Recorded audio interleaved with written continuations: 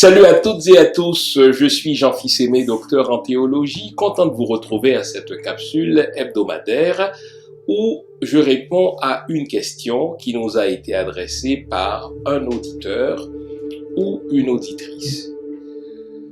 La question qu'on nous a posée aujourd'hui est la suivante: que sont les évangiles et surtout, est-ce qu'ils sont fiables? Vous entendez les deux questions, mais que sont les évangiles d'une part et est-ce qu'ils sont fiables? Bon, nous allons commencer par vous dire ce que les évangiles ne sont pas avant de vous dire ce qu'ils sont, et dans un deuxième temps, nous répondrons à cette question, à savoir est-ce que les évangiles sont fiables? Bon. Ce que nous appelons évangile, étymologiquement, c'est un mot, d'abord, qui veut dire bonne nouvelle, mais c'est surtout un genre littéraire. Quand on parle des évangiles, on réfère aux 4 évangiles que nous avons dans le Nouveau Testament, mais à d'autres évangiles que nous n'avons pas dans la Bible, ou à des fragments d'évangiles que vous n'avez pas, mais qui ont circulé au même moment, même temps que les évangiles qui sont dans le Nouveau Testament. Donc, quand on parle de évangile, on réfère à un genre littéraire. Écoutez bien. Je vous avais dit qu'on va commencer par voir ce qu'ils ne sont pas, les évangiles. Les évangiles ne sont pas des récits biographiques. C'est-à-dire, ce ne sont pas des récits qui se donnent pour mission ou qui ont pour vocation de vous dire ce que, par exemple, Jésus faisait pendant les 6 premières années de sa vie, ce qu'il faisait à la 7e année, ce qu'il faisait à la 8e année, jusqu'à ce que, selon la tradition, il soit mort, n'est-ce pas, sur ses 33 ans. Non, les évangiles ne sont pas des récits biographiques. En sorte que, si vous mettez bout à bout les divers chapitres, les divers versets des 4 évangiles que nous avons dans le Nouveau Testament, ça ne donne pas une vie de Jésus. Donc, les évangiles ne sont pas une biographie. Puisque les évangiles ne sont pas une biographie, il faut tout de suite dire que les évangiles ne sont pas non plus des récits autobiographiques, puisque Jésus n'a écrit aucun évangile. Les évangiles, ça c'est important, ne sont même pas des récits historiques. C'est-à-dire, ce ne sont pas des récits qui ont pour vocation de retracer l'histoire, n'est-ce pas, au temps de Jésus. Parce que il y a des non-vérités, sinon des contre-vérités qu'on retrouve dans les évangiles. Des personnages qu'on nous présente comme ayant existé à telle époque, qui n'ont pas existé dans cette époque-là, ou des événements qu'on nous présente comme ayant lieu à telle période, mais qui n'ont pas lieu, n'est-ce pas, qui n'ont pas eu lieu à cette période-là, en sorte que il faut pas rechercher dans les évangiles des récits historiques. Que sont alors les évangiles? Les évangiles, c'est un ensemble de récits qui ont pour vocation de proposer ou de promouvoir un certain nombre de doctrines en attribuant cette doctrine-là à un personnage central plus grand que nature qu'on appelle Jésus. Une fois que je dis ça, vous comprenez que les évangiles participent d'un registre religieux qui n'a rien à voir avec l'histoire, participe d'un registre religieux qui n'a rien à voir avec la biographie, mais d'un registre religieux qui se propose, n'est-ce pas, d'instiller des comportements auprès d'un certain nombre de communautés autour d'un personnage principal qu'on appelle Jésus. Mais même ce qu'on dit sur ce personnage principal, Jésus, n'est pas forcément historique. Même les paroles qu'on attribue à ce personnage qu'on appelle Jésus ne sont pas nécessairement historiquement vraies au sens d'un Jésus qui les aurait prononcées.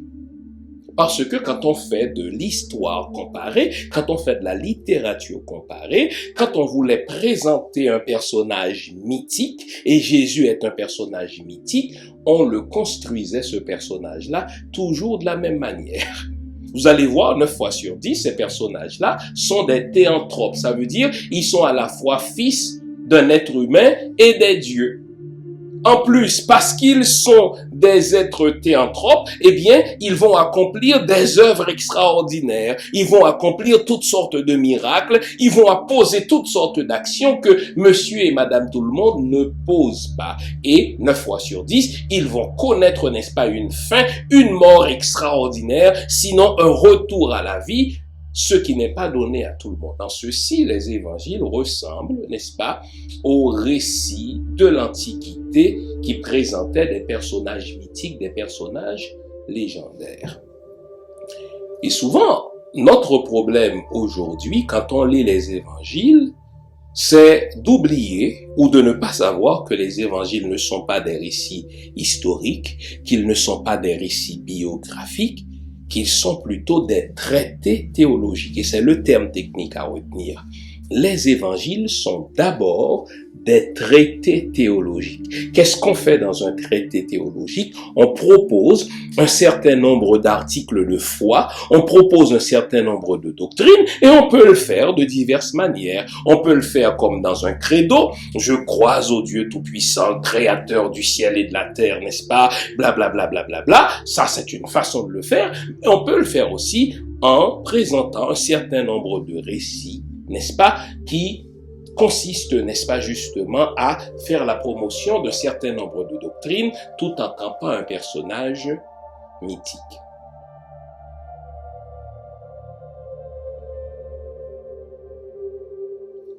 Puisqu'ils ne sont pas des récits historiques, puisqu'ils ne sont pas des récits biographiques, à la question « est-ce que les évangiles sont fiables ?»